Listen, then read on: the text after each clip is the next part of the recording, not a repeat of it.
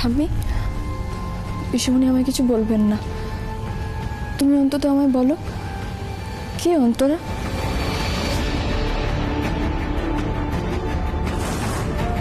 চুপ করে থাকিস না সুমি, সত্যকে গোপন করা যায় না। সত্য হলো ছাই চাপা আগুনের মতো বিপদ, ভয়ানক বিপদ।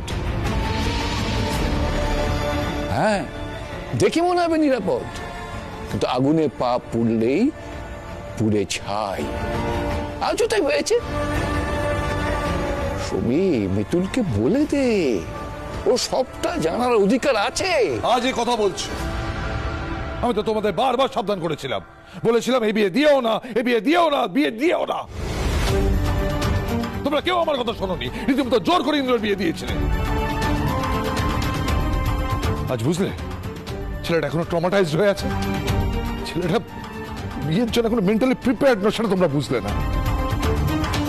থাক খোকা থাক, অনেক হয়েছে, অনেক বলেছিস, আর বোকার মতো কথা বলিস না। শোন, ইন্দ্রের বিয়েটা হয়েছিল বলেই ও আস্তে আস্তে জীবনে ফিরছিল। আর বুবলি আসার পরে ওর ভেতরে প্রাণের সঞ্চার হয়েছে। হ্যাঁ, একটা গন্ডগোল হয়েছে, এটা ঠিক। গন্ডগোল কি আর এমনি এমনি হয়েছে? ও ইচ্ছে করে গন্ডগোল পাকিয়েছে। না, গন্ডগোল তুমি করেছ। ওই ঘটনার পর ইন্দ্র যখন অন্তরার সমস্ত জিনিসপত্র টান মেরে বের করে দিয়েছিল, আমি তো বলেছিলাম বিদায় করে দাও, দূর করে দাও, দূর করে দাও সব। তুমি শোনোনি, স্টোর রুমে রেখেছিলে। কেন রেখেছিলে? তুমি আমাকে এসব কথা বলছো কেন? ওই শাড়িটা পরেছিল কেন? তোমরা তো ওকে খুব ভোলে ভালা ভাবো, খুব সোজা সরল, কিচ্ছু জানে না, কিচ্ছু বোঝে না। আসলে কিন্তু ও সব জানে, খুব চালাকও। ও অন্তরার শাড়ি পরে ইন্দ্রর সামনে কেন গেছিল? আমি সত্যি বলছি, আমি জানি না কে এই অন্তরা। আমি তোমাদের বারবার জিজ্ঞেস করছি, আমি সত্যি জানি না কে এই অন্তরা। তুমি না একদম তোমার এই নাটক। চুপ, একদম চুপ দেবযানী।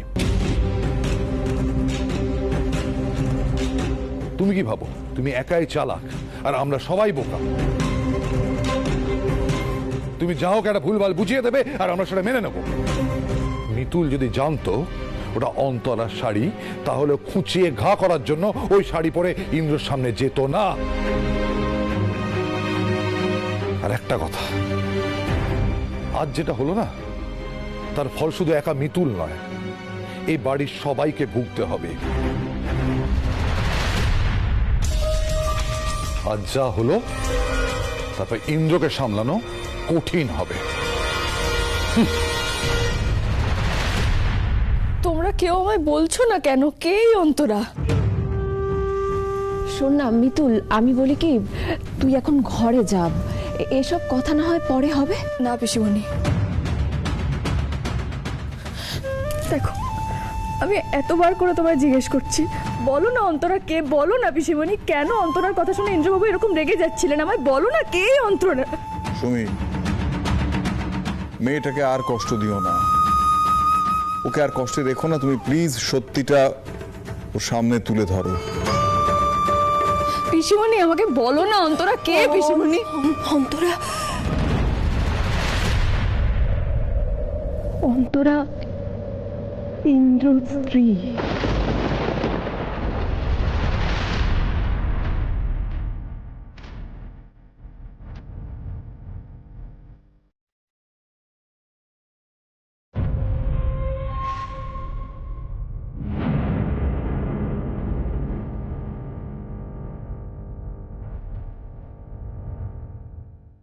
ইন্দ্রবাবু বিবাহিত? কই, আমাকে তো কোনোদিনও বলেননি। হ্যাঁ তো বলেনি তো, কি হয়েছে? এসব বলে তুমি কি প্রমাণ করতে চাইছো? হ্যাঁ, ইন্দ্র তোমায় ঠকিয়েছে। শোনো মিতুল, ইন্দ্রর মতন একটা ছেলের সঙ্গে তোমার যে বিয়ে হয়েছে সেটা তোমার বিরাট বড় ভাগ্য। তোমারও তো আগে বিয়ে হয়েছিল, সেটা জেনেও তো ইন্দ্র তোমায় বিয়ে করেছে। তাহলে তুমি ওর বিয়ে নিয়ে প্রশ্ন তুলছো কোন মুখে? দেবযানী, মুখে এই খারাপ কথাগুলো শুনে আমি না এসে থাকতে পারলাম না। তুমি তুমি মিতুলকে দোষ দিচ্ছ কেন? কেন দোষ দিচ্ছ ওকে? মেয়েটাকে একটু বোঝার চেষ্টা করো।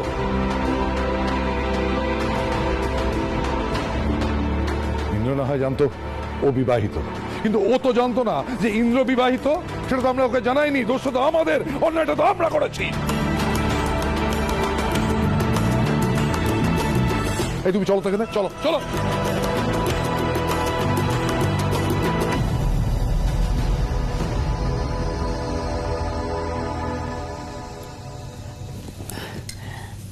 দাদু ভাইকে ভুল বুঝিস না মিতুল। ও জীবনে অনেক কষ্ট পেয়েছে, ওর মনে অনেক কষ্ট, তাই সেই যন্ত্রণা থেকে তোকে এইসব বলে ফেলেছে। ইন্দ্রবাবুর স্ত্রী কোথায়?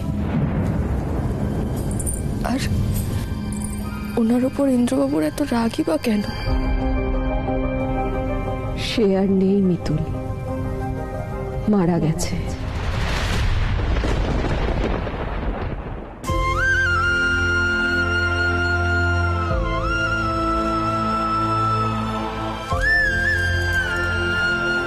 কি বলছো তুমি পিসিমণি? মারা গেছে? শুধু বউ না রে, ইন্দ্রর একটা ফুটফুটে বাচ্চা মেয়েও ছিল। ওর নাম ছিল সোহাগ। একদিন রাগের মাথায় অন্তরা সোহাগকে নিয়ে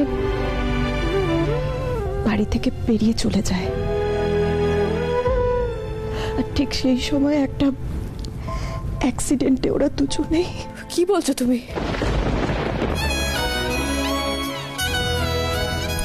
হ্যাঁ রে মিতুল, আমি ঠিকই বলছি। আর তারপর থেকেই না ইন্দ্র ডিপ্রেশনে চলে যায়। প্রায় 3 বছর আমাদের কারোর সঙ্গে কোনো কথা বলতো না, খেতো না, একটা বড় বিজনেস উইং পর্যন্ত বন্ধ করে দেয়। আর আমরা এসব দেখে খুব ভয় পেয়ে গেছিলাম। তারপর ইন্দ্র আস্তে আস্তে নিজেকে স্বাভাবিক করতে থাকে। আর ঠিক সেই সময় ওর জীবনে আসে গুগলি।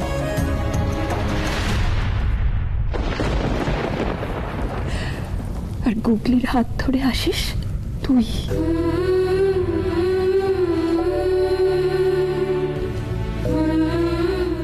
গুগলি ওর জাদুকাঠি হয়ে দাঁড়ায়। হ্যাঁ রে, আসলে কি বলতো, আমাদের সোহাগটা বেঁচে থাকলে ও তো গুগলির বয়সী হতো।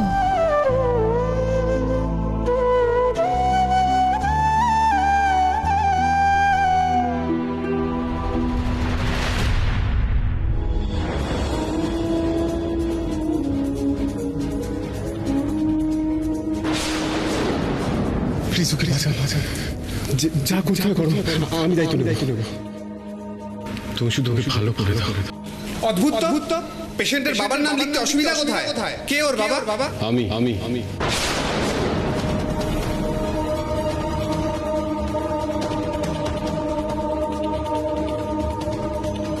আমি আপনার জন্য কিছু করিনি, যা করেছি গুগলির জন্য করেছি। গুগলি তো আপনার নিজের কেউ হয় না, তাহলে আপনি কেন ওর জন্য এতটা করছেন? আপনার মনে এত কষ্ট লুকিয়েছিল? কই, আমি তো কোনোদিনও বুঝতে পারিনি। মিতুল জানিস তো ইন্দ্র কি মনে করে? ইন্দ্র মনে করে অন্তরার জন্য ওর জীবনটা তছনছ হয়ে গেছে। আর ঠিক সেই কারণে মেয়েদের ওপর ওর এত রাগ। আমরা অনেক করে ওকে বোঝানোর চেষ্টা করেছি মিতুল, কিন্তু এই রাগের শিকড় এত গভীরে গেঁথে গেছে, একে উপড়ে ফেলা আমার কম নয়।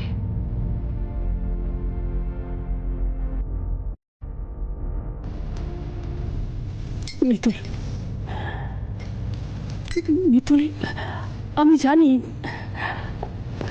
আমি জানি তুই খুব শক্ত মনের মেয়ে, খুব শক্ত, কিন্তু এটাও জানি যে আজকে যা হলো তাতে তাতে তুই খুব আঘাত পেয়েছিস, খুব আঘাত পেয়েছিস, আমি বুঝেছি। কিন্তু কিন্তু মিতুল, তবু আমি বলবো তুই তুই আমার দাদু ভাইয়ের হাত ছাড়িস না রে।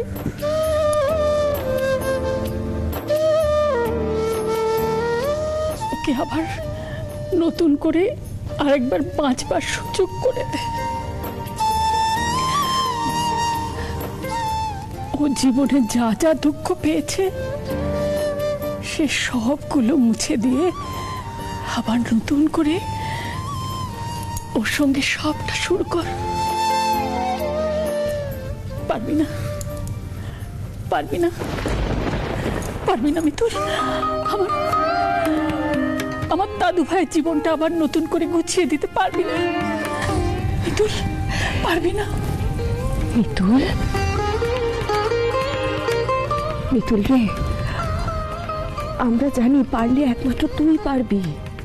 তুই বল না মিতুল, তুই ইন্দ্রকে দূরে সরিয়ে দিবি না তো? হ্যাঁ বল না। মনে রাখিস মিতুল, আজ থেকে তোর দায়িত্ব অনেকটা বেড়ে গেল।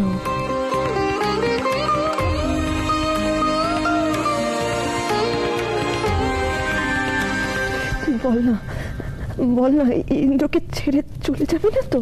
হ্যাঁ চুপ করে থাকিস না, বল না, বল না মিতুল। পিসিমণি, আমার মা নেই, বাবাকেও অনেকদিন আগে হারিয়ে ফেলেছি। এই বাড়িতে আসার পর আমি নতুন একটা পরিবার পেয়েছি, তোমাদের পেয়েছি। তোমরা গুগলিকেও আগলে নিয়েছো।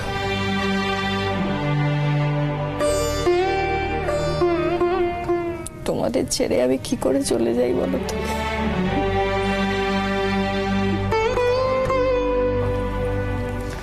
আর ইন্দ্রবাবু,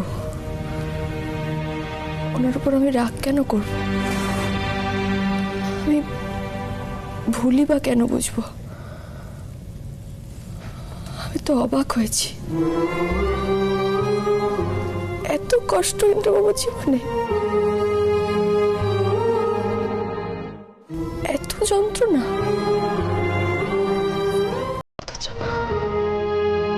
আমি কোনোদিনও টেরই পাইনি।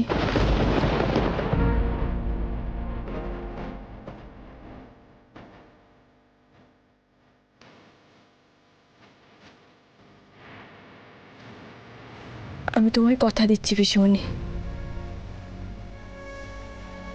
যদি কখনো ইন্দ্রবাবু আমায় তাড়িয়ে না দেন,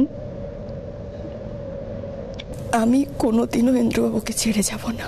মিঠে সুখে ভাঙা গড়া খেলনা বাড়ি, নানা রঙে আঁকা রাঙা খেলনা বাড়ি, এই আছে এই তো নেই খেলনা বাড়ি, বাসা বাঁধি কোন গোপনে খেলনা বাড়ি,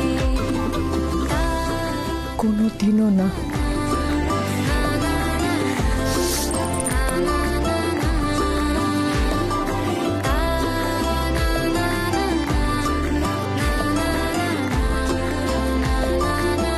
মিঠে সুখে ভাঙা গড়া খেলনা বাড়ি।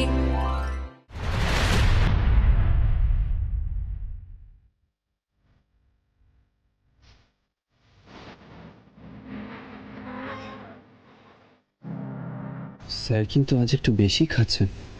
মনে হচ্ছে কোনো সমস্যা হয়েছে বুঝলি, সেই দুঃখে খেয়েই চলেছেন। না না, এইভাবে খেলে তো উনি অসুস্থ হয়ে পড়বেন। One more please. Sir, One more please. আপনি এখন বাড়ি যান, আমাদের বার বন্ধ করার সময় হয়ে গেছে। One more please. স্যার এখন আর দেওয়া যাবে না, আপনি বাড়ি যান। How dare you? শুনলে না আমি কি বললাম? One more please. যাও নিয়ে এসো। স্যার স্যার আপনি এখন বাড়ি যান স্যার। One more please. স্যারের অবস্থা এখন ভীষণ খারাপ। স্যারকে এই মুহূর্তে একা ছাড়া কোনোভাবেই যাবে না। না না, অনেক রাতও হয়ে গেছে, চল ওনাকে বাড়ি পৌঁছে দেওয়ার ব্যবস্থা করি, চল। একদমই ঠিক। স্যার আপনি বাড়ি চলুন sir. How dare you to touch me, হ্যাঁ? তুমি জানো তুমি কার সাথে কথা বলছো? তুমি ইন্দ্রজিৎ লাইরির সাথে কথা বলছো। তুমি আমাকে যেতে বলছো বাড়ি, হ্যাঁ? এত বড় সাহস? যাও, বলো একবার। স্যার, এত রাত হয়ে গেল, এদিকে আকাশের এই অবস্থা। উনি কোথায় গেলেন বলো তো কলি দিদি? মিতুল, আমি তো বারবার দাদাভাইকে ফোনে ট্রাই করছি, কিছুতেই ফোনে পাচ্ছি না। রাগ হলে মাথার কাজ করে না, যা মনে আসে তাই করে বেড়ায়। মিছি মিছি ছেলেটাকে দোষ দিচ্ছ কেন বলো তো? একবার ভেবে দেখছো না ছেলেটা মনে কত বড় আঘাত পেয়েছে? হ্যাঁ মা, বুঝতে পারছি, কিন্তু শোভন, তুমি এখানে দাঁড়িয়ে দাঁড়িয়ে কি ডিসকাস করছো? উফ, এত রাত হয়ে গেল, আমার ছেলে এখনো বাড়ি ফিরলো না। যাও ওকে খুঁজে আনো, ফর গডস সেক। খুঁজে আনো মানে? কোথায় খুঁজবা? কোথায় খুঁজবো? ওখার মতো কথা বলো না তো। খুঁজে আনো, আমরা কি জানি ও কোথায় আছে? তাহলে থানায় যাও, পুলিশ স্টেশন যাও। কিছু খারাপ ভালো হয়ে থাকলে তো সবার আগে পুলিশের কাছে খবর যাবে। আহ, কি আজে বাজে কথা বলছো তুমি? নিজের ছেলের সম্বন্ধে এইসব খারাপ কথা বলতে তোমার মুখে বাঁধছে না? তুমি না ওর মা। বিপদের আর কি বাকি আছে মা? যার জন্য এসব বিপদ ঘটেছে তাকে তো আপনি কই কিছু বলছেন না। আমার ইচ্ছে করছে না কোটি কোটি করে শাড়িটা ছিঁড়ে দিই। এক্ষুনি এক্ষুনি ছিঁড়ে ফেলবো আমি। বৌমা, এক্ষুনি ছিঁড়ে ফেলবো। বৌদি, তুই করছোটা কি? তুমি কেন এরকম পাগলামি করছো? একটু শান্ত হও প্লিজ। দেখো বৌদি, তুমি যে এসব করছো তাতে প্রবলেম সলভ হয়ে যাবে? হবে না তো। বলে বাবা, মানুষটা কোথায় গেল বলে বাবা? তুমি ওনাকে বাড়িতে ফিরিয়ে দাও বলে বাবা। এটা ইন্দ্রজিৎ লাইরির বাড়ি তো? ইন্দ্র,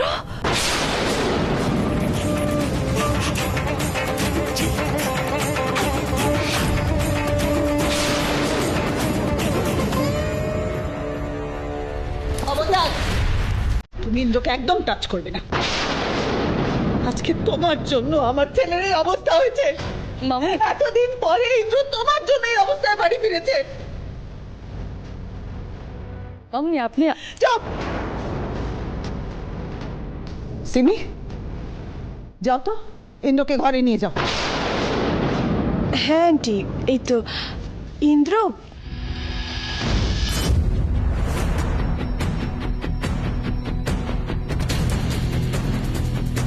না সিমি দিদি, ওনাকে তুমি না আমি ঘরে নিয়ে যাব।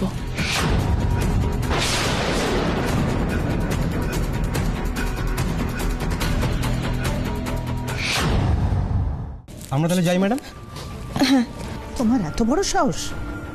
আমি না বলা সত্ত্বেও তুমি। মিতুল, তোমার কোনো অধিকার নেই।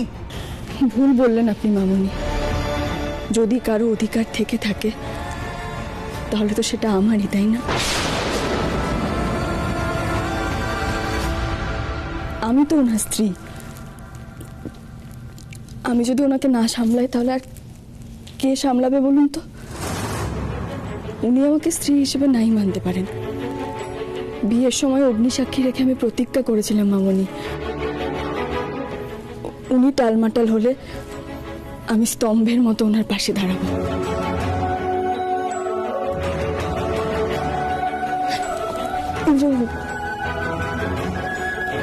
ওনার কিছু হলে তার দায়িত্ব তো আমাকেই নিতে হবে না মামনি? তোমরা কেউ কিছু বলছো না কেন? এটা ওদের স্বামী স্ত্রীর ব্যাপার, তুমি তার মধ্যে কথা বলতে যেও না। মিতুল যদি দায়িত্ব নিয়ে থাকে তাহলে ও সেটা ঠিক পালন করবেই। তুমি সব ব্যাপারে নাক গলাতে গেলে সংসারে অশান্তি বাড়ে বই কমে না। অশান্তির ভয় যদি ওর থাকতো না, তাহলে তো সংসারটা অন্যরকম হতো। আমি ইন্দ্রকে ওর কাছে ছাড়বো না, কিছুতেই না। তুমি আমার ছেলেকে দেবযানী, দাঁড়াও। মিতুল, তুমি ইন্দ্রকে নিয়ে ঘরে যাও। আসুন, সাবধানে সাবধানে।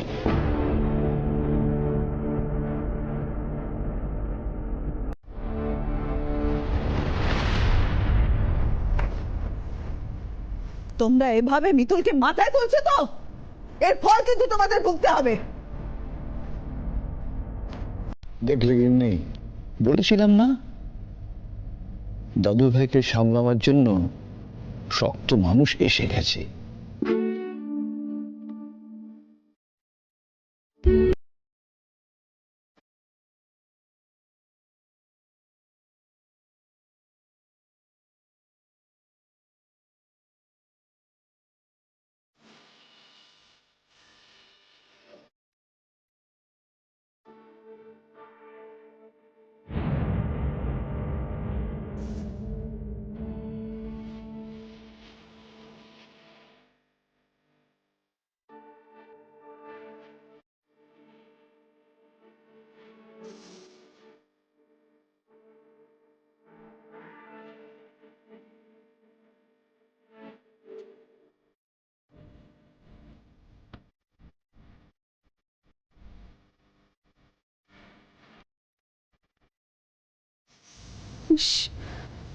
মাথাটাও তো কেটে গেছে।